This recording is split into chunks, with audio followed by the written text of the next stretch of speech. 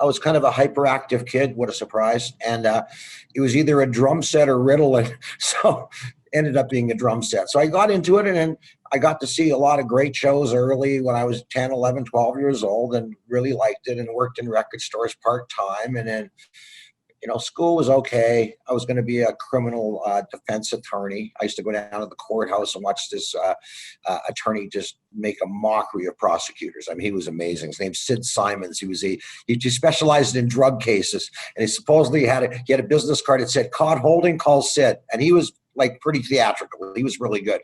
And then kind of got bored with it, and I just loved music and decided not to finish my college education or whatever, and then decided to get into the music business. I worked in record stores when I was a kid. I thought that was the coolest job ever because I get paid to play records. What a novel idea that is.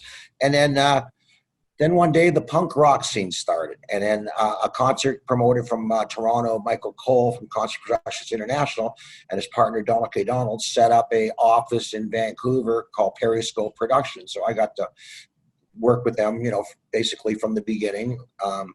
And that was it. We just happened to hit the right perfect storm because the whole music scene changed, from disco and prog rock to punk rock. And, we had a vehicle to do it, and a lot of the old promoters weren't hip to it all. And then it was interesting. We did the Police at the Commodore Ballroom the first time in like 1978. And it didn't sell out. And like a year and a half later, or not less than a year later, they came back and played this 3,000-seater called the Gardens Auditorium, which is, I think, condemned now, and sold 2 nights out.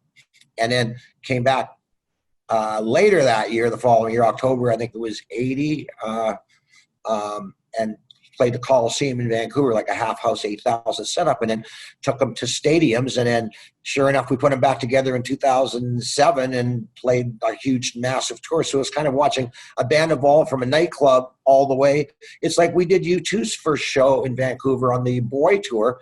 We had a thing called Cheap Thrills. It'd be like a $3 ticket or a $2 ticket, and underwritten by the record companies to bring up and coming bands there. And U2 played there. I remember they had to play I Will Follow twice because I don't think they had any songs left. But that was crazy. And then we did some, promoted 4 or 5 tours with them after that many years later. So it came around full circle, which I really liked.